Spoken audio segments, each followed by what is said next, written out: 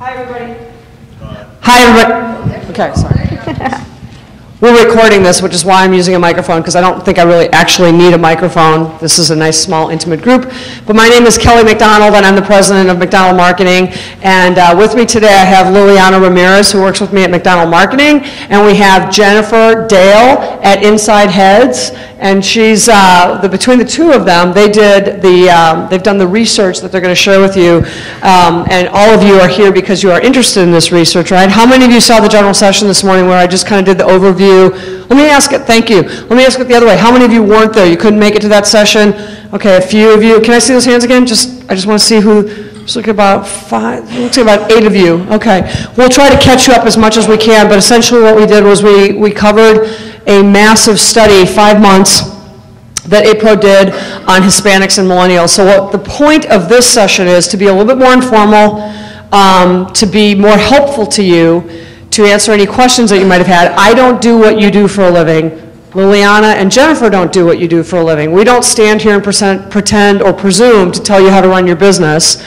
You guys know how to run your business, but hopefully what we did this morning with the research was get your minds thinking about how to apply that, and then in the course of, as you apply that, then you might be going, well, what about this, or I didn't understand this, or can you tell me more about this? So that's the purpose of this session. So can we just agree to just relax and be ourselves? And this is like the no fear zone, it's the no shame zone, the safe zone, there's no such thing as a dumb question, right? So like if we're covering something and you're like, hey, can you go back one slide? Can you go back over that again? Just ask, okay, because this is for you. So with that, first of all, was the session this morning helpful? Okay. All right, great. Well, with that, what I think I'm going to do is Liliana and Jennifer have both prepared very, very brief slides. This is not a whole nother like hour presentation, but we want to kind of set the stage for a little bit more information from what you heard this morning, and then just basically turn it over to you and Q&A, and then it'll be your session. Does that sound okay? All right, so this is Liliana, this is Jennifer, and I'm going to turn it over to Liliana, and she's going to take you through some of the Hispanic and Millennial stuff, and then Jennifer's going to take you through, and we're going to wrap up with some action items for you about how to apply this stuff, and then take your questions. And again, feel free to chime in on any of this. Let's just be very organic and relaxed. Hello, everybody. Okay, so most of you hopefully saw Kelly's presentation, and she talked about the research and she talked about the findings from a more general perspective. So what we try to do here is to try to give you some more action items and some things to how to bring it down to how you can apply these findings at your store level so you can increase your reach of both Millennials and Hispanics.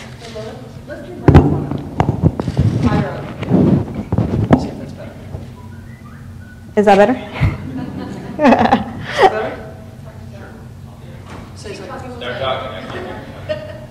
I guess I could change mics can you guys, I think? Okay. Okay, so getting started with Hispanics. One of the things that Kelly talked about is how acculturation made a difference. So we did 5 groups of Hispanics, and we went from 2 groups of unacculturated, 1 group of bicultural, and 2 groups of acculturated. So what happened is, and just going back to Kelly's explanation of unacculturated, so we're talking on the acculturation scale, somebody moves from one side to the other, from the least acculturated side to the more acculturated side. And when you start on the least acculturated side, you tend to be more Spanish dominant, more foreign born, more attached to the Hispanic culture. And as you get more integrated into the American culture, you might not necessarily lose the Hispanic culture, but you acquire more of the US culture. And so you end up, the bicultural people are kind of a mix. A lot of them are bilingual. They're pretty comfortable with one or the other. And then you go to the other side where you have people who are more English dominant. They tend to retain a lot of things in the culture, like they'll still have tamales in Christmas and things like that. But if you try to have a conversation with them in Spanish, they probably won't be able to do it. So when you look at that scale, we're moving people from one side or the other. The people who responded better to the rent-to-own concept were the people on the unacculturated scale. All of them responded well, much better than Millennials in general. But the really enthusiastic participants were the ones in the unacculturated groups. Those were the ones, I don't know if you saw the group from Kelly, that were even going like, where is the store? Tell me which store has all those benefits. So I would answer to them, I would say, you know, a lot of these, they're industry practice, really. The majority of rent-to-own stores that you go, they are going to have payment reinstatement rights, et cetera, et cetera. So what you need to do then, once you identify. I'm so sorry to interrupt you, but I'm told that it's a little hard to understand here with that mic. Sounds kind of muffled. Does that sound right? Yes. You guys, let's switch. Just hold this and see if that's any better, because we're recording. We want to make sure that they can hear. Just try that, make sure. Is this better? Yes. Okay. Okay. So talking about unacculturated. So the first thing that you want to do is you want to become familiar with your local Hispanic market. You need to do a little bit of research. You need to find out, are these people more on the unacculturated scale or are they more acculturated scale? And depending on that, that's how you target them. So if you have an unacculturated group in your area, then a lot of things like Spanish-speaking staff become very, very key. And that also tells you, based on our research, that it's a target that is going to be very open to the concept. So you really want to talk to them.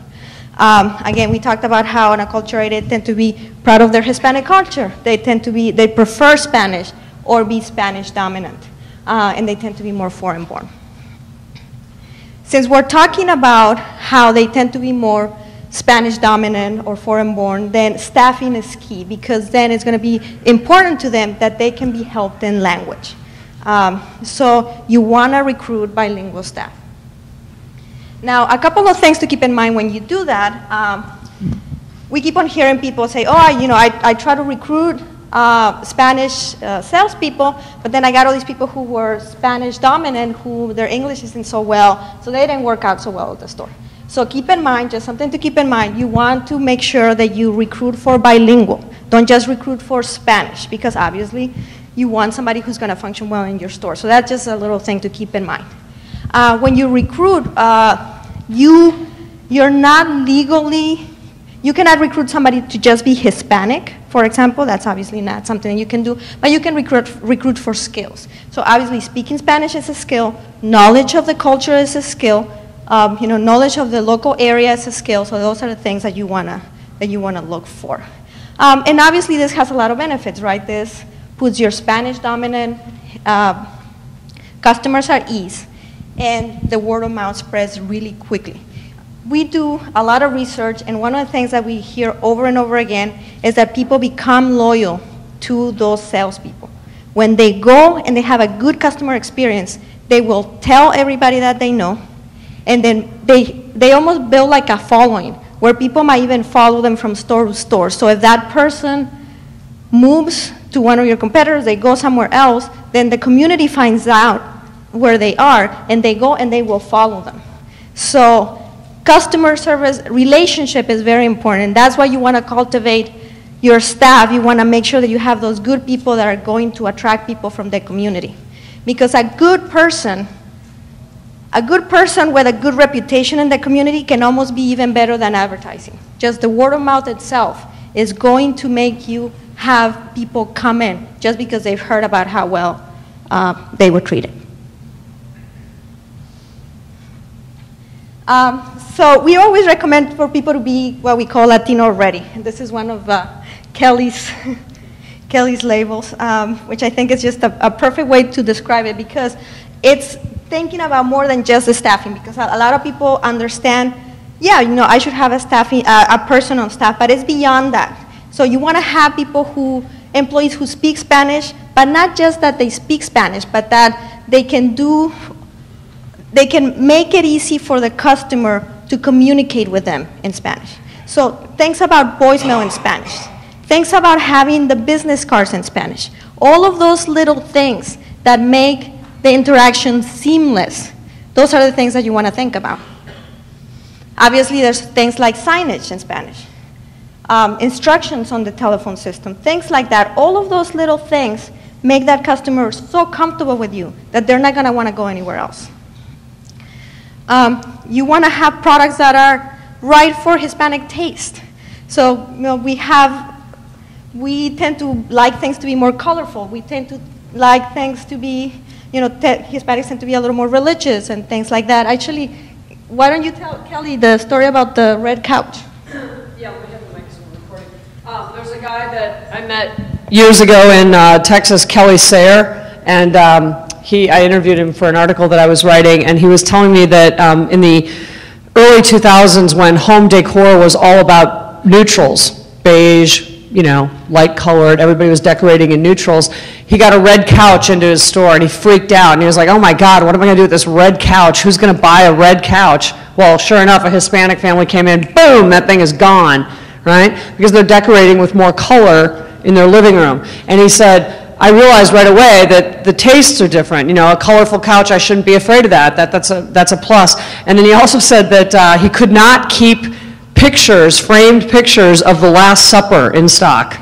Could not keep them in stock. I mean, so you have Hispanic families who are buying religious art, you know, or renting religious art, and they're renting, you know, colorful furniture. So that's what we mean by products that are right. I mean, just use your eyes and your ears and trust your instincts and pay attention to that kind of stuff. And if something's working for you, go with it. Well, and if you're sitting over there thinking like, oh my God, I don't know what the Hispanic taste is. I don't know what to do. Most of you will have some customers that are Hispanic. Stop them in the store and ask them. You can make like a little focus group out of the people that you already do business with. They're going to be familiar with the local culture. They're going to be able to tell you. You can even have your own focus groups if you want. You know, invite 5, 6 of your customers and say, if you come in, I'll give you a voucher for $100. I just want to talk to you. I just want to ask you, okay, what can I do to target the local Hispanic market? Obviously, different markets, depending on where you are, you know, they're going to be more Mexican, more Cuban, more Puerto Rican, things like that. You want to get to know your clients. You want to get to know your local market. You have a lot of resources just as simply asking them, what could I get in the store that would be appealing to you and that would be appealing to the local community? They'll tell you. Use them as a resource. Obviously, you want to have marketing materials in Spanish, you know, brochures, things like that. Those are kind of, you know, the basics. And be ready to adapt to the differences. Everybody knows Hispanics have a lot of family. You know, Hispanic women tend to have more children, not as much as before, but we still do. And we just consider family differently than Americans here. When somebody asks me about my family, I don't just think about my immediate family. I think about all of my family. And so, you know, the people will shop together. So they will bring the kids, and if grandma lives with them, they will, you know, bring grandma, things like that. So be prepared for that. If you want the families to spend some time in the store looking around, and you know they're going to bring kids, have a play area for the kids. You know, have some toys, have something like that. Be set up. Yeah, be set up to be welcoming. They don't mind driving longer. So again, if you have the right setup, and if you target the market, they will drive to you. They would rather go somewhere else, drive 20 minutes, than go to the store there 5 minutes, where that is not set up for them. So what we find in some of the markets is, when not everybody realizes the opportunity, there will always be the 1 or 2 stores that really target the market that will get everybody from all across the city. That happens over and over again. It can be you, so think about that. They're reluctant to leave voicemail, so you want to have somebody who will answer the phone, who will talk to them, because they're just, we see this time and time again. People just don't do that. They're more likely to want earlier or later hours. So you have some people who will work, you know, construction and things like that, where they'll be have to be at work really early, and you have the opposite of people who, you know, who want to be there a little bit more late. And customer service is very important to this group. We were talking about how the ideal experience varies. For example, the millennials, right? They want to be left alone. They just want to go into the store, they know what TV they want, all of that. Hispanics are more likely to ask questions. They're more likely to actually want somebody to be there for them to say, hey, how does this work? And show them how it works. So there's more of a level of expectation of higher level of customer service, high touch. So make sure that your salespeople understand that. And get involved in the community. Participate in grassroots events. That's one way of finding what your local community is at. And this is going to vary. So you're going to have to pay attention to your local market. Again, so if you have something, if you have a market that's a little more Mexican, chances are you're going to have a Cinco de Mayo and a Fiestas Patrias. I don't know if anybody knows what a Fiestas Patrias is. Have you guys heard that before? Say it again. Fiestas Patrias? Well, do you know what Cinco de Mayo is? Other than the drinking, do you actually know what it is? Okay, this is a really weird story about Cinco de Mayo. Okay, I'm Mexican. I moved over here. And when I was over there, the extent of celebration for Cinco de Mayo was in school, they made you write a paper.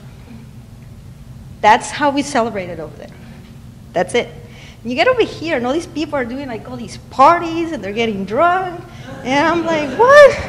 Half of the people think it's Mexican Independence Day, which is not. So I actually did some research. I got into Hispanic marketing, and I did some research trying to figure out why do people in the United States celebrate Cinco de Mayo so much? I found two theories in the two different articles somewhere. One of them is that in California, the teachers were looking for a date to highlight their kids' Hispanic heritage, but most of the Latin American Independence Day is actually in September when everybody's off of school. So they picked May. They took the Hispanic calendar and they picked one, and that was it. And then the other alternative theory, which I think might be more true, either that or either that's the original or happened later, was that all the beer companies, looked at St. Patrick's Day and said, what can we do for Hispanics? And they said, hey, Cinco de Mayo. Maybe both of them happened. I don't know. Definitely the second one happened. It actually really is true. We've done some work with Miller Coors, and what they told us is that the beer drinking season, right, because there's a season to everything, the beer drinking season in the United States typically starts, or their peak season, I should say, is Memorial Day to Labor Day, right? People grilling, having a couple beers, it's summer, all that. So they were like, if we could bring the calendar forward by 4 weeks, if we could pull the business from Memorial Day earlier in the month and start it earlier, we'd grow our business exponentially or whatever. So they would start like looking around, and they landed on Cinco de Mayo, so now you know. Which, by the way, is a celebration of the Battle of Puebla, where the Mexican army defeated the French, which it didn't really matter because we ended up under French rule anyway. Yeah, like I said, a paper at school. That's the extent of it. But the one that we do celebrate, that every Mexican celebrates, and we get the day off, is Fiestas Patrias, which is Mexican Independence Day, which is September 16th, which we actually celebrate on the 15th because we have this habit of celebrating the eve of everything. So Christmas, we celebrate on the 24th because it's the eve of Christmas, and everybody gets drunk in Mexico on September 15th, waiting for midnight for when, the grito comes out at midnight, and then everybody's like, oh, happy Independence Day. So we call that Fiestas Patrias, which roughly translates to patriotic party. What's the date again? September 16th. But you celebrate on the 15th. On the 15th, usually the parties are the 15th, the night of the 15th. And the day of the 16th, everybody in Mexico gets it off. So everybody goes and parties on the 15th, and the next day nobody has to work.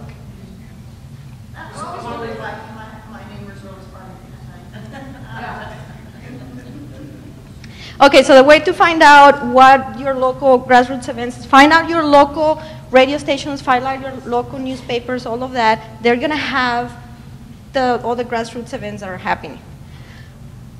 So participate in the community again, find out your local Hispanic organizations, get involved. This is going to give you not only ties in the community, but you won't look like you're just trying to make money off of the community, but you're also wanting to participate. And Hispanics are actually very high users of Facebook. So that's another good place to find them. We're very social everywhere. We're obviously social online too. So we tend to use Facebook more than other ethnicities. You can see there, I don't know if you can actually see, but it's 73% versus others. So you can actually go into Facebook and you can target Hispanics. Facebook actually allows you to do things like language, so you can go and select the language that the user, the person who's going to see the ad, uses Facebook or post, And you can also actually go in there and select ethnicity. And they will even allow you to target Hispanics who are Spanish dominant or bilingual, etc. Another thing that you can do is you want to let people know, especially when you're looking at the unacculturated segment, there's a segment that will not have, that might not have identification. This isn't a large segment, but it is a very good rent-to-own segment because they might not have credit. And they don't have credit for the right reasons. Somebody else who doesn't have credit probably doesn't have credit because somebody gave them credit and they didn't pay. A lot of people who don't have identification just don't have credit, period. So some of the alternative forms of identification are the ITIN, an individual taxpayer number, the Matricula Consular, which is a document issued by the Mexican consulate, voter registration IDs, which is the main form of identification in most of Latin America. A lot of places in Latin America, people don't necessarily, not all of them drive, so the equivalent of the driver's license is actually the voter registration ID, and obviously the passport. So let people know also if you take cash and they don't need to have a bank account. This is an example, Bank One. This is a pretty old example, but we like it because it's still pretty relevant. It's a simple thing to let people know that you accept identification. Here you're talking about the Matricula Consular. You know, it's a very simple banner, but it lets the community know that they're welcome there and that they can do business with those types of IDs. What I like about this is Bank One was bought by Chase, so this is a fairly, as Liliana said, a dated example, but what I love about it is the financial services industry is not necessarily always the most progressive, cutting-edge industry. You know, when it comes to this kind of stuff, they're pretty conservative. They hold back and they wait and see what other brands do, and then they model it after that. So for them to be basically creating a banner that says, you know, we accept the matricula, it is a huge welcome back. That is a huge, huge proclamation to their high potential target. They're saying, please come do your business with us. I mean, just with a simple banner. And that's all, I mean, so the only people who are going to see that and respond to that, and that's going to be a meaningful message to, are Mexicans who have this document, the matricula, and, you know, people who are in that community who are Mexican immigrants. That's exactly who that, without saying a word about that, that's basically what they're doing there. So that's a simple example, but if a stuffy conservative bank can do it, I think those of you in the rent-to-own business can find ways to welcome that out in meaningful ways too. I just want to make sure we're leaving plenty of time for both Jennifer and questions. So targeting millennials, I think those of you who saw Kelly's keynote, basically, if Google doesn't know who you are, you don't exist. That's the first thing they do. That's how they figure out how to do. So that is why search engine optimization is key. Now the thing to keep in mind with something like this is maybe if you're not very technical, it might look kind of scary, but actually your people can do this in-house. It takes some research, but it's not that complicated. It can be done in-house, and there's tools available online that help you do this in a way that it can save money. So it's very, very important that you pay attention to that. And one of the ways that you can... You can also contact me. I can teach you. Yep. Thank you, Richard. Speaking of that, you can tie in with Shop RTO. This is a page that was specially designed for search engine optimization. The front of it is very friendly to consumers. It gives them a lot of tips on how to furnish their house, how to find affordable options. But the back end of it is designed specifically for SEO. And so one of the reasons that it works well is because of all those articles that change a lot. When you have a site and you want Google to consider you relevant, your content has to always be refreshing. It also has to have specific keywords that Google's looking for that, which are integrated into the content. And it's designed for you guys to use to help your own search engine optimization. And so the measure of success with this is, of course, that the most visited page is store locator. So you just know that people are convinced that it works, and then they look at this, they look at the articles, and then they go find somewhere to go rent. So with that, you can increase your Google results, your organic results by tying with Shop RTO. One of the things that you can do is that you can write a guest article. And that way, your page will tie to Shop RTO will tie back to you, and that will help your results. You can also send APRO news about your company's events and things like that, and that will do the same thing. When you link to these two authority sites, Google finds you easier. So this is one of the things that you can do, and obviously you can get with Richard, and he can give you even more pointers on how to do this.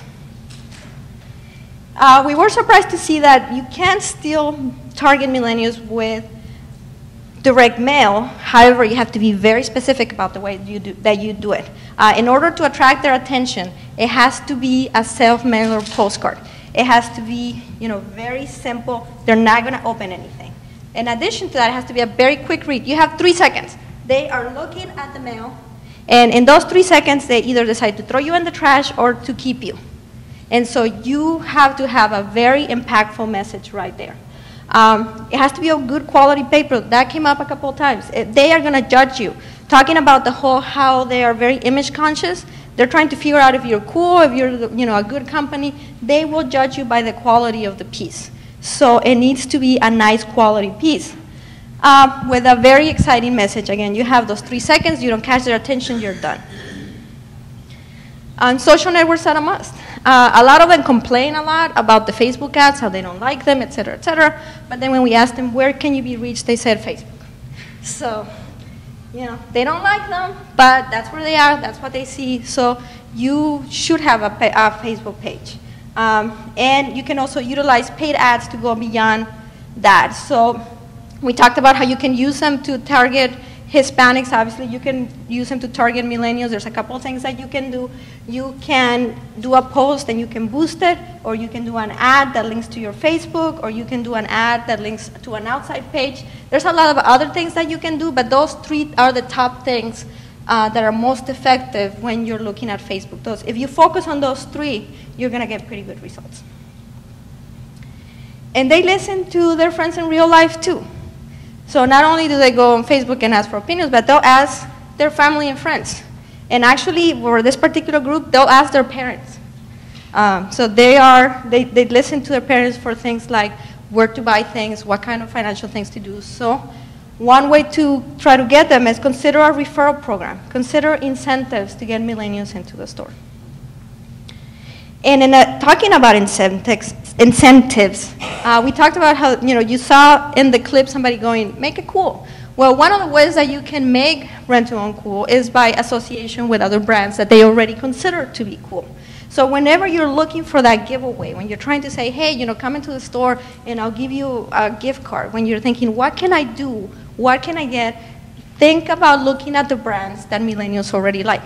So we're giving you here kind of a quick cross-section of some of the brands that are very popular with millennials. And so if you give them a Sephora gift card, you give them an iTunes gift card, something for Amazon, something like that, that's the kind of thing that's going to get their attention. So those are the brands that you want to associate and become cool by association. And we already know that they're not listening to regular radio. We know they're not watching regular TV, but they are online listening to streaming radio. So consider trying to get them that way. You can do things like Pandora. You can geo-target your ads for a specific area because they're listening to Pandora, they're listening to Spotify. Almost all of them mention Pandora. Out of all the 50 or so that we talked to, only 1 or 2 said that they actually pay for it, which means everybody else listens to the ads. So they actually do listen to the ads on this. They say they don't, but it's the same thing with Facebook. They're saying, oh, well, I don't like the ads, but they're not paying to make them go away. They're part of the experience of listening to it. And the same thing happens with video streaming services like Hulu. They do watch commercials there, or they do watch commercials like on CBS, ABC, where they usually post the last 2 or 3 shows online. Those shows have commercials, so that's another place to explore. And that's it.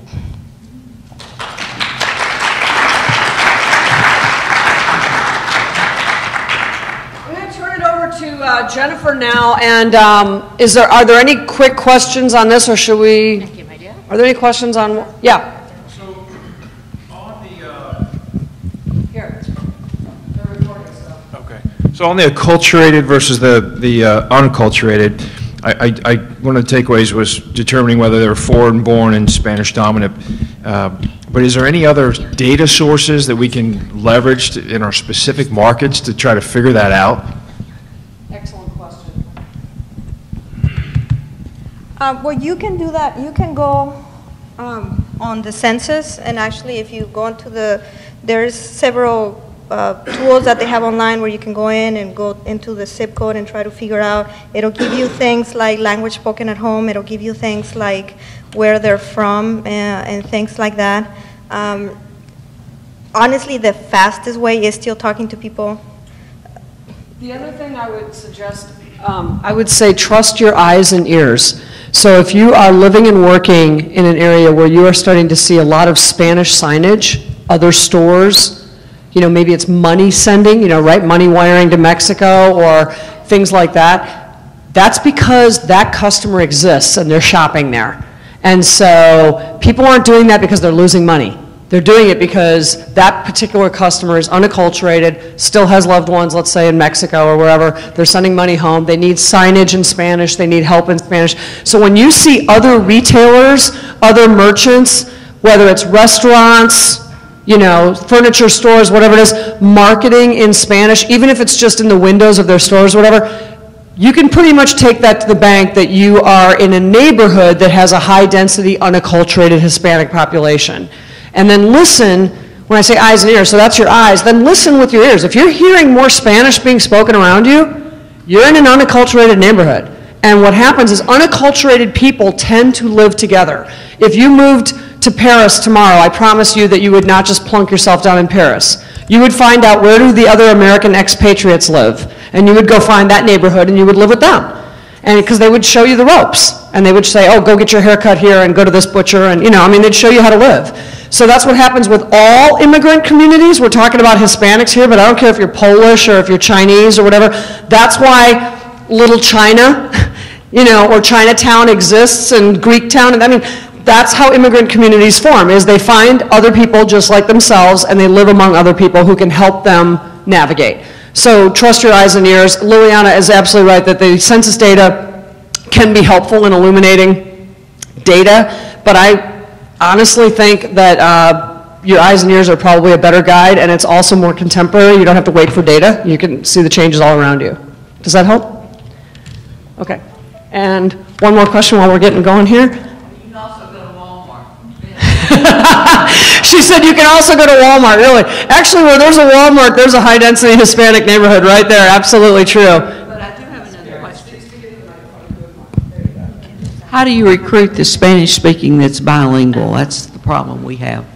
We can find one or the other, but not the mix. And also, from the Hispanic population, a lot of ours are Dominican Republic. Excellent question, and Lily, feel free to chime in on this, but her question is, of course, how do you get the bilingual person, right? Because you're getting either English-speaking people or Spanish-speaking people, but not both. How many of you would hire somebody who doesn't have any experience, assuming that they're the right kind of person, right? Like good head on their shoulders, good resources, good judgment, you know, dependable, blah, blah, blah. Let me see those hands again. So, thank you. I would go to your local high schools, and I would ask them to put you in touch with the best and brightest kids who are bilingual, because I promise you that in a lot of schools you're going to have bilingual kids where someone at home is speaking Spanish, so they speak Spanish, but at school, of course, they're speaking English, and a lot of those kids are not necessarily going to go on to college. They're going to go into the job market. They're going to go into the job market when they graduate from high school, so they might as well work for you. So I would go and I would work with the local schools who would be welcoming you with open arms if you asked this question and you said, send me your best and brightest. I want to talk to your best kids, but I also need language skills. Can you help me with that? And I promise you that your local high schools will be like, absolutely, we can help you with that. Here's Roberto, and here's, you know, whatever. Because we find that if you're open to working with a good kid who's inexperienced and you're going to give them a job, that you're going to find that that's going to be a good symbiotic relationship. Has anybody ever done that? No? Try that. Did you ever? Community college is the same thing. Her question, because she's not Mike, this community. Any place like that where it doesn't have to be a high school kid. It could be a college kid, a local high school community, or community college, etc. But work with people like that who are going to be in touch with people who probably have, again, Spanish-speaking relatives at home, or the family speaks Spanish at home, but they're speaking English in school, and you're going to find a nice balance there. And again, you have something good to offer, which is, hey, we have a job, and we also not just have a job, we have a career. You know, again, if you're the right stuff, you've got a good head on your shoulders, you're dependable, you're smart, you're resourceful, good work ethic, we got a job for you. So then everybody wins. Anything to add to that? I want to make sure Jennifer's got enough time, and I want to make sure we have time for questions. So here you go. Use that mic, it's better. Okay, hello everyone. My name is Jennifer. I have a company called Inside Heads, and I get to sort of give you the big picture of what you're looking at in terms of the future customer. We have up-and-coming generations. How many people here know what generation they're in? Okay, and we have, anyone in the silent generation? Silent generation? Silent generation, aha. How about baby boomers? Okay, Generation X? Do we have any millennials? Which is also Generation Y. And I'm going to assume we don't have any Generation Z, as they would be 17 today. Okay. How many people speak Spanish? Yeah, un poquito. That's, yeah, and not a bad skill, and we'll talk about that in a minute. Okay, so we're going to just a quick recap of the generations. If you are age 51, I'm sorry, if you're over age 69, you are in the silent generation. If you are age 51 to 69, you are a baby boomer. If you are 35 to 50, you are Generation X. If you are 18 to 34, you're a millennial. And like I said, if you are born today or 17, you are Generation Z. Okay, so Generation X has some serious baggage about rent to own. It's a bad taste in their mouth, and that's hard to overcome. I mean, let's be factual. You know, these are the people that I got to talk to in the online focus groups, and well, not Generation X, but the older millennials. And you know, it's a problem because you're not going to change them. You have to change you. So I think what we need to think about, I mean, millennials, again, I talked to them, so they're not too pleased. And we're on the way to this if you don't do anything. All right, so the next generation that's coming is going to be just as complicated.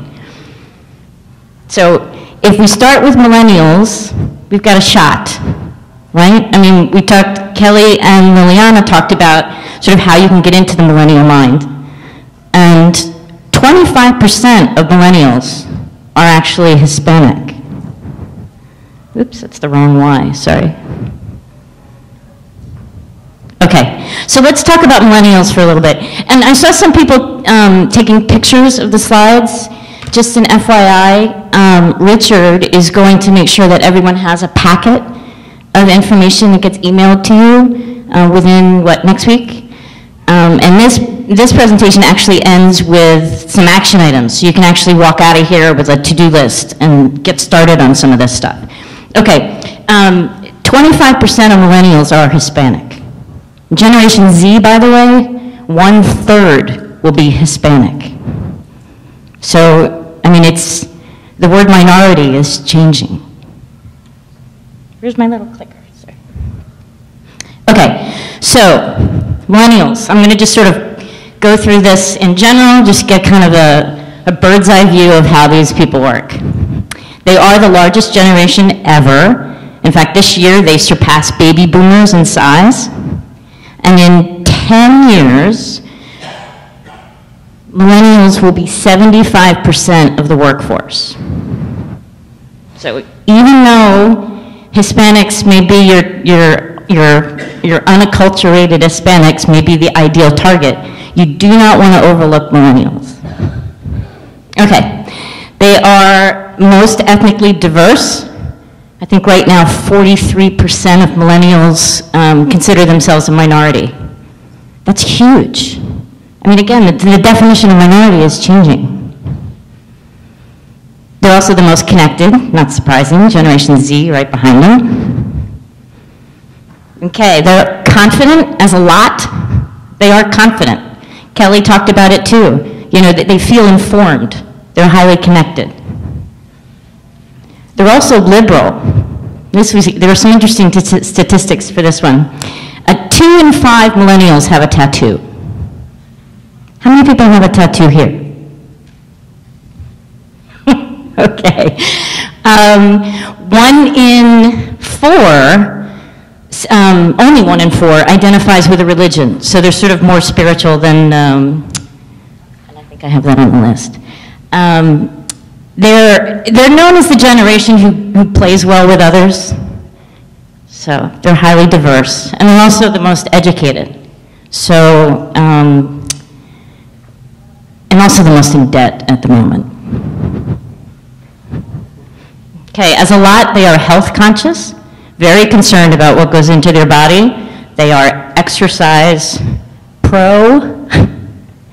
Again, I mentioned before, they're not religious, but they are spiritual. And the section of millennials that are most religious are going to be the Hispanics. Hispanics, as a lot, 2/3 of them consider religion a huge part of their life. And they're also, millennials are community-minded. Liliana talked a little bit about this. You know, they grew up in a generation of globalization, which is hard to, like, it's hard to attain. It's not something that they can relate to. So this generation grew up connected socially, and they're very connected to their community, you know, their Facebook friends, whether it's a virtual community or whether it's their actual community. And let's see. Okay, so when you're talking about marketing to millennials, there's some things that you're going to want to think about when you're marketing a campaign. These are just sort of overall concepts. Personal relationships, very important. These people are online. They are having relationships with their brands. I mean, they have, brands are on Facebook. And Liliana talked about Facebook. I don't think ads on Facebook are the way for you guys to go. I think you need to look at organic content on Facebook. I think on your Facebook page you should post pictures of the stuff that you have. You should talk about, you know, all the different options. Throw in some customer testimonials. You know, there's a sort of rule of thumb about Facebook posts. Like 1 in 10 or 1 in 5 should be salesy or can be salesy. Everything else is really about content, the value of the content. And you want to give them something that is going to be of interest that will make them come back, which is another reason why shoprto.com is going to be good for that. Keep putting this down. Truth and transparency. Millennials, they smell fishy tactics a mile away. They also, again, feel very informed. So they do not want to be manipulated. Mobile. How many people here know whether or not their website, everyone has a website, right? Yes? Okay. Do you know if your website is mobile friendly? Yes? Good. I don't know if you've heard Mobilegeddon. Google just recently changed their algorithms so that mobile-friendly websites get SEO, basically, and those who are not will get down. So if your website is not mobile-friendly, look for a design. You'll hear these words, responsive web design, RWD. You want to look into that. Millennials are also video junkies. Not like in the TV sense, but just videos. You know, they get information in videos. They're very visual. Liliana talked about the direct mail piece. You've got to get them with that first image. You know, they've got the attention spans of a fly.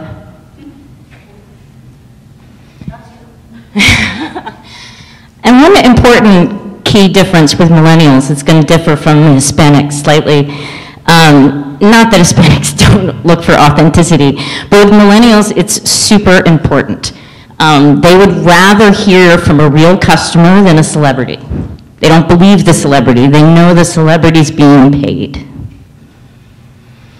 Okay, so just follow that up again. Generation Z, right behind them. Granted, they're only 17, but they have some key features that you're going to want to know about. First and foremost, they influence family purchases. Parents were surveyed, and 93% of parents who have a Generation Z child said that their child has a major influence in household purchases. I don't know about you, but I didn't grow up with that kind of influence. So, I mean, that's huge. Believe it or not, these guys watch even more video. I think they watch more YouTube than any other social channel. Their average weekly allowance is $23. They are into early skill building. Again, this is right back to the generation of being connected and having a lot of information. This is an interesting fact here, too, because the pendulum sort of swings. Baby boomers and Gen X tend to be almost a little more materialistic. I don't mean that sort of in a bad way, I just can't think of a better word. And Generation Y, the millennials, not so much. You know what I mean? The big house, they don't see that as a sign of wealth. They'd rather sort of have more time than things. But Generation Z, right behind them, the pendulum's swinging. I think what it is they're growing up, or they will be growing up with older siblings and parents who are in debt. You know, the generation, or millennials right now, I mean, they hit the job market at the Great Recession. So that's going to impact them greatly in how they raise their children. Generation Z also relates to real people, reality television. Celebrities are just not selling. And this is interesting too. As a Gen Xer, I can tell you that fear of failure was huge. I mean, the pressure, the parents, you know, the whole thing. But these guys are growing up with parents who are not quite as strict, and they have a better relationship with their kids. So the kids are growing up almost expecting failure. You know, maybe because they saw it in their parents, I don't know. But in any event, it's an interesting observation. All of this is coming from the Pew Research Center, by the way. They keep tabs on all of this massive amount of information. Okay, so millennials, younger millennials especially, Generation Z, which is up and coming, and of course, Hispanics. Like I said, a quarter of millennials are Hispanic, and a third of Generation Z are Hispanic. Okay, this is a chart, a map that represents the U.S. Hispanic distribution across the United States. How many of you guys have stores in these areas? Okay, does this surprise you? Okay, well, it's only going to get greener. I mean, the world is changing. Okay, so let's focus on Hispanics really quickly. Tick, tick, tick. Yeah, I just want to make sure we're leaving ample time for questions. Yep. I'm going to just run through this, get right to the action items. Okay, Hispanics. Huge growth. Many different cultures. You can't think of Hispanics as one culture. Many different cultures. Mobile. More mobile than, mobile. Many Hispanics in the U.S. Sort of skipped the landline, and some even skipped the desktop. They literally just dink, they went right to their smartphone. Okay, they are immersed in their culture. Oops, sorry. Very family-oriented. Like Liliana said, they shop with their family. Family is involved in in household purchases. And what's interesting too among Hispanics is a lot of times the family contributes financially. I don't mean they all chip in for the dryer. I just meant like sort of from a family standpoint, financials are much more contributed by more than one. They're also bilingual, conservative by nature, and hopeful. The American dream is still very much alive among US Hispanics. But like millennials, the dream for them is a little different than it used to be defined. You know, the dream for them is more about satisfying needs, fulfilling needs, and not so much about abundance. Okay, so when you're targeting Hispanics, US Hispanics, you want to think about the same basic 4 concepts that we talked with millennials, but some key differences. Emotional appeal. I mean, I don't mean you have to make them cry, but you know, anything that connects to their culture. You know, like Liliana was saying, you know, something that goes around the holiday or sort of respects that you have some knowledge of what they're going through and what it's like to be in their culture. They also like choices. So 40% of Hispanics, US Hispanics, consume media in both English and Spanish. And I don't mean that they, like, you know, do all English one day and all Spanish the next. They mix it up. I mean, even in searches, they'll mix English and Spanish words in their searches because they can. Again, we talked about this before. Respect for the culture. You know, they're very proud, and respect is a big thing within their culture. Okay, so just to wrap it up real quick. Target Hispanics, obviously, you want to think locally, you want to be bilingual, get on Facebook.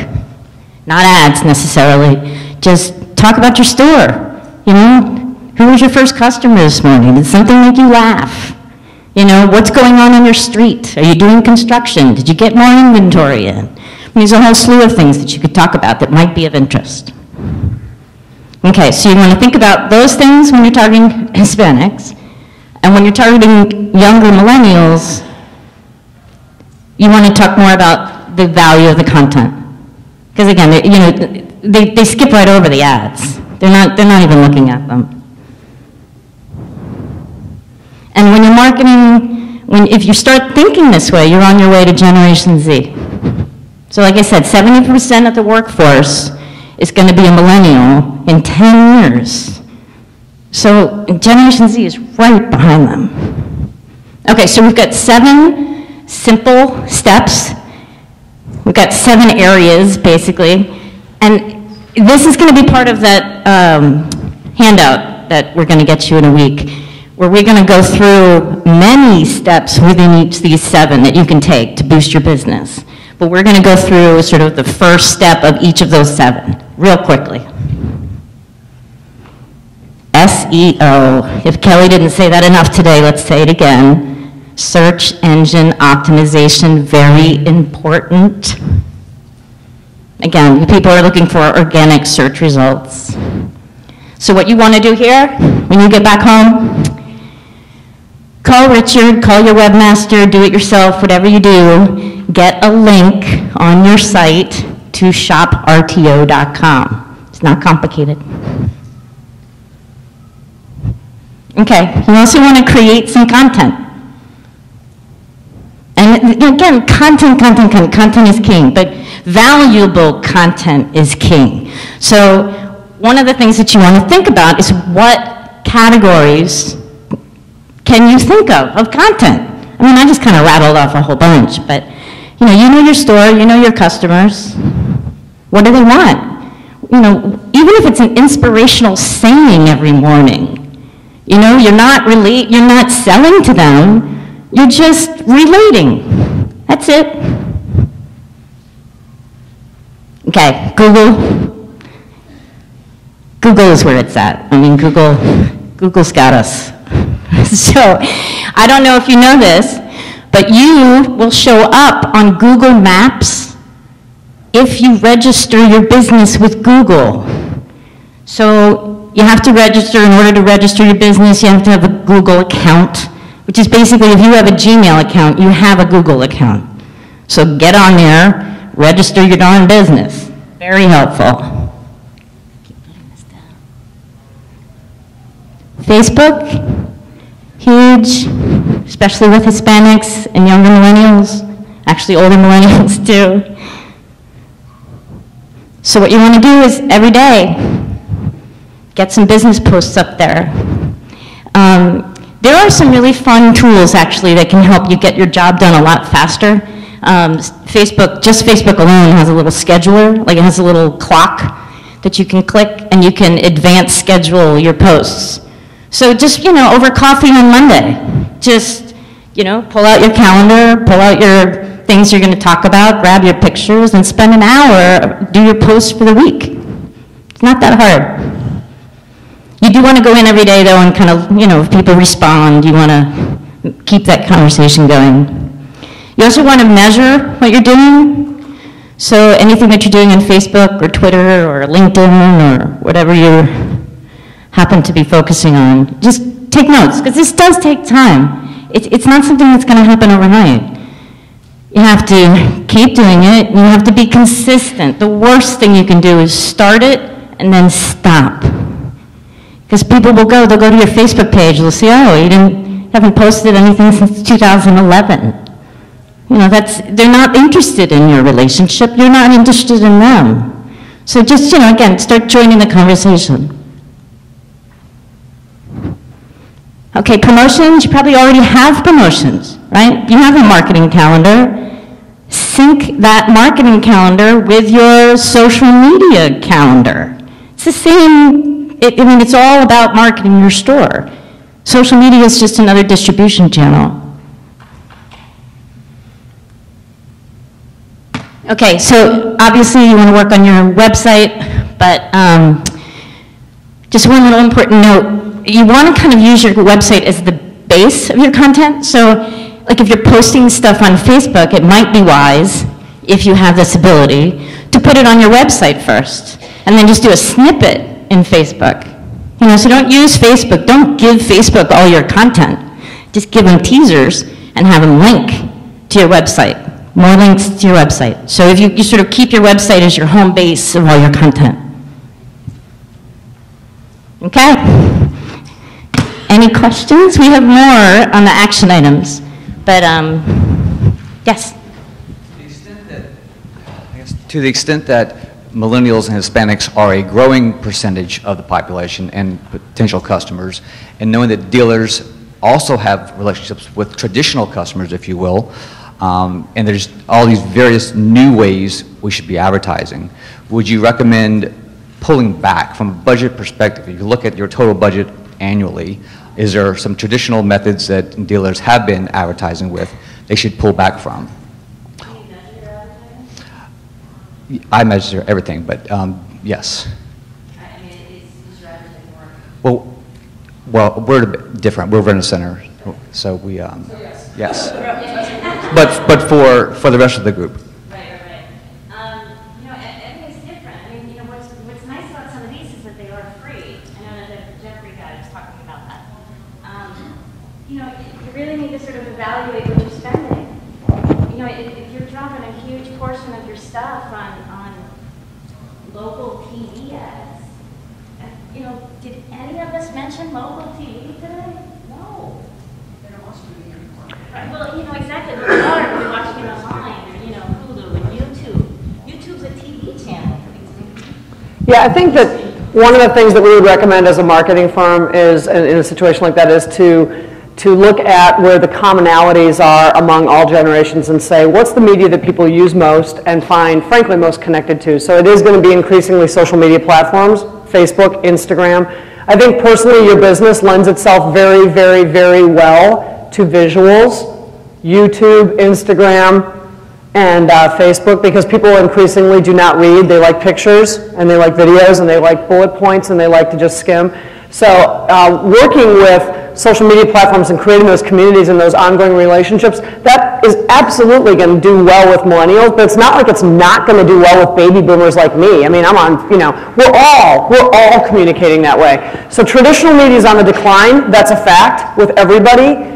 So I think that one of the things that you're sort of duty-bound to do as a marketing professional and as a company owner is to keep your finger on the pulse of what's going on and go, okay, are we going to continue to invest more and more in radio and TV if in fact people are bailing and going to Spotify and listening to the music on their iPod or listening to music on streaming, the music that they choose to listen to, or watching television and versus social media. I mean, I think what I would be doing is continually adjusting, and the other thing too is that I have to believe that more traditional, older customers are not necessarily your high potential prospects of the future. You're not going to be building your business with that anymore. They've already got all the stuff, It was amazing with the millennials how much they listen to Pandora radio.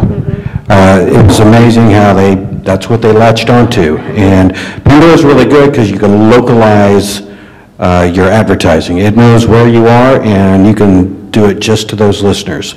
So Pandora was very interesting. Did that answer your question, sir? Okay. You want to be careful too and adjust your message. I mean, you don't just want to change your distribution of your media, but you want to change your message too. What was working yesterday is not going to work with this new group coming in.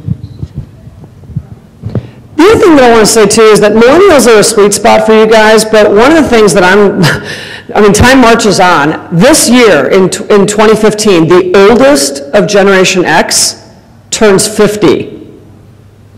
They get their AARP cards this year. I mean, I can remember when people were talking about Generation X the way they're talking about Generation Z now, like, oh my God, the Xers are coming. Well, the top end of Xers are 50. The top end of millennials is 35. They're not kids anymore, they have families. And so they're not, while they may be consuming media in new ways and responding to marketing messages in new ways, they're not new, really. They represent a huge sweet spot for you guys because they are young. They're young adults. They are establishing their households on the bottom end if they're 18, 20, 22 years old or whatever. But the top end is not kids. So I think that's something that we just have to keep in mind is that they're adults, and they've been adults for a while. So I don't know if that's helpful, but did somebody else have a question? Thanks. Trooper. Witness posting to social media too much, Facebook and that kind of stuff. I have the answer, and it's not my answer. It's from the head of Facebook in the division of small business. She was interviewed by USA Today a couple of years ago, and they were actually interviewing her on the do's and don'ts of, if I'm a small business and I'm posting on Facebook, how much is too much? And she point blank answered that, and she said 3 times a week. She said no more than 3 times a week that you should be posting on Facebook as a small business. This was Facebook's position. You can take another position. But her response was no more than 3 times a week. Anything more than that becomes spam. And so she said, the idea is bigger, better, fewer, that you would be better off communicating with your followers and your fans less frequently, 3 times a week or fewer, with more meaningful posts as opposed to posting every few hours with a bunch of stuff they don't care about. Does that make sense? Now, you might disagree. Okay, please. No, I mean, it really is about value. I mean, it's one thing to have like the words, I'm going to get all messed up, but, sort of a large statement that you want to make. I mean, I hate the word blog, but there it is. Stick that on your website. But, Facebook has a lot of traffic. You go on 3 times a week, people aren't going to see you. These people are on every day. So it's not about spamming on Facebook so much about, sort of catching the opportunity. It's almost like Twitter, it's like a ticker. Their news feed. I mean, if you're going on 3 times a week, you're not going to show up on some of those news feeds. So, anyway, I mean, and I wouldn't spam anyone with stuff that doesn't, have value. But think about it in a sort of a big picture on your web page, not a picture, but you know what I mean, like something you want to say, and then use Facebook, for your distribution. Little teasers, maybe offers. They love offers on Facebook, and it's also measurable. come on in, tell us you saw this on Facebook. So you'll start to realize. You said that 1 in 10 or something posts would be selling, or would you use the term something like that? And then the other 9 are more social-oriented? Community-oriented, helpful. Well, the big thing in marketing these days is that helping beats selling. Okay, helping beats selling. If you help me, you will sell me. So help me. Instead of telling me, I have this couch for, whatever, $3.99 or whatever it is, I don't know, making that up. Why not say, here's 5 decorating tips new for spring?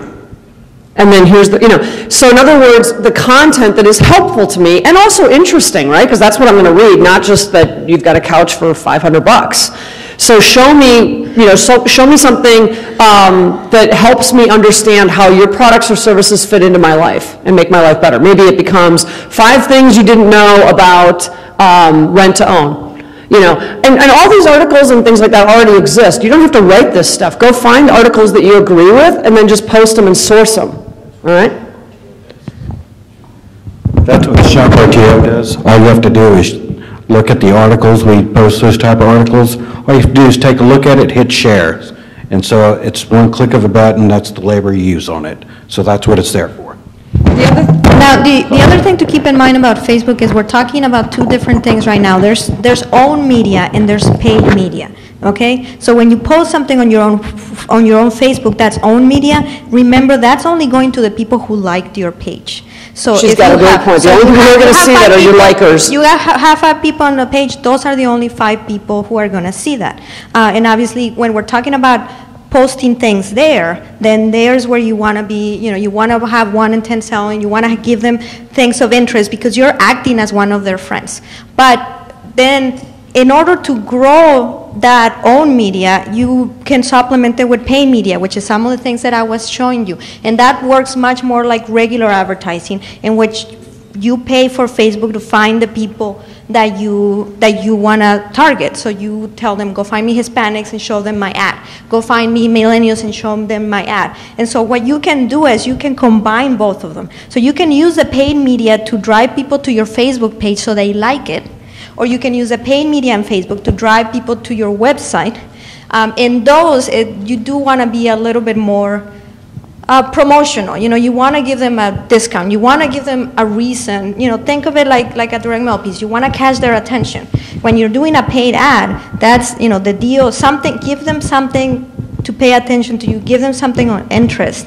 Think of it like that. So that's a different way. That's a different communication altogether than when you're posting something on your Facebook page. And again, going back to helping beat selling, and I know you've got a question, I just had parts of my house painted, and so I ended up liking the painting company. They asked me to like them, so I liked them. And, they did a good job, so why not? But now it's interesting because I'm watching their Facebook page, and I don't have an immediate need for painting, and that's one of those things that you can plant an idea in somebody's mind that we're just like, maybe we should get the house painted, right? Maybe we should. And so it's interesting because they're doing a really good job. They're sending me, or they're posting things like top 3 color trends for spring, and here's what, and it's not theirs. It's like, this is what interior designers are saying top 3 color trends are. And it's like, well, who doesn't want to know what the top 3 color trends are for a kitchen? I want to know. And then that makes them not only an expert, because they're sharing that, it makes them an authority. It makes me start to go like, wow, they're not just selling, they're not trying to sell me on painting my house. They're giving me information that makes me think about painting my house, and then it leads me back to that. So I think, again, just going back to helping beat selling. This gentleman has a question. Yeah, well, my question is probably for everybody out here, but you guys can chime in too. I guess multi-stores, with multi-stores, would you guys, or is anyone where each individual store has their own Facebook account and they're doing this, or are you trying to run it as more of a big company? It seems like it needs to get almost localized, and we have stores popping up that they have their own Facebook accounts, and they're, it's a nightmare to manage that. It scares the crap out of me what they're going to post, but they have some great followers, and sometimes they're doing some good stuff on it. I think that's one. Do you have a thought on that? Yeah. We have 11 stores, and every one of our stores has their own individual Facebook account. But there's tools you can download for free that will combine all that and make the task much easier.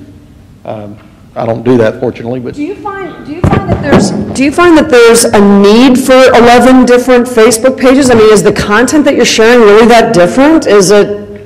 You know, it's, the content tends to be very similar, but we personalize it with pictures of our employees and pictures of our customers, and makes it a much more local experience for the local customers. I love the idea of customizing it locally, but another way I've seen it done, if you just want to simplify your life a little bit, because he's got some good suggestions on the tools that do it, but I've seen other multi-unit retailers, whether they are banks, credit unions, all that kind of stuff, where again, you've got a local customer base, but at the same time you have a brand. And so your marketing is a brand, and you want to be with One Voice Marketing on that.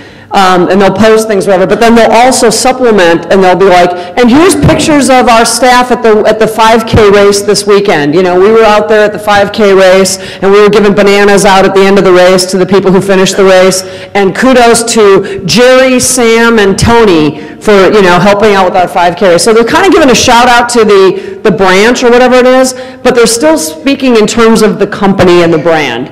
I don't think there's really a sort of a bad way you can do it. It's just more of like how much time is being sucked up by 11 different Facebook pages. And to your point, are any of them going rogue, you know, and just posting stuff out there where you're like, whoa, who authorized that? Yeah, and then I think Richard's giving me the cutoff sign here, so maybe one or two more comments and we'll wrap up. Are we opening ourselves up for legal issues when we start showing pictures of customers or even congratulating their kids for graduation? Yeah, it's an excellent question, and you have to get permission to post. You do have to get permission to post, get a release form signed, and especially if there's kids.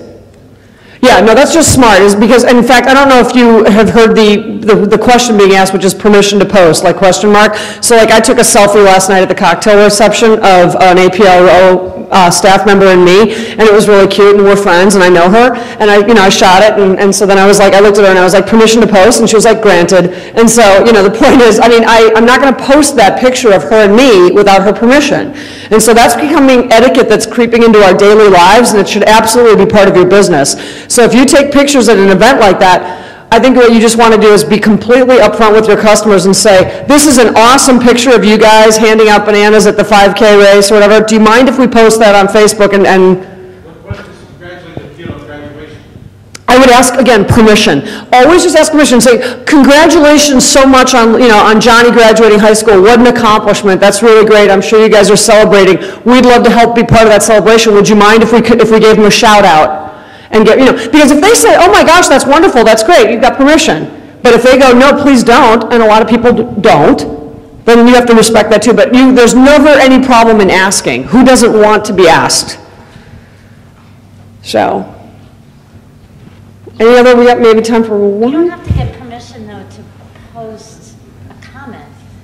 Like if Johnny's graduating and Johnny's got a Facebook page, as rent to own, you could say, hey, Johnny, congratulations.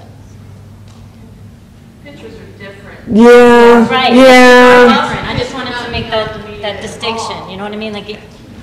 Yeah, but I think if it's somebody you have a business relationship with, if it's a customer, not a family member or a friend, I think you could be not crossing a line, but I think there's people who could take it that way. I just don't think there's any downside to asking. Well, yeah, true. And I just don't see any harm in that. On your page, I'd put it on Johnny's page, is what my point is. Okay, well, yeah, you know, Rent-A-Center says congratulations to Johnny Smith, class of 2015, go Badgers, you know, or whatever it is, go Mustangs. That's okay. I thought you were talking about putting it on your page. Yeah, right. Anything else? We don't want to hold you guys up. Is this helpful? Okay, thank you very much. Thank you.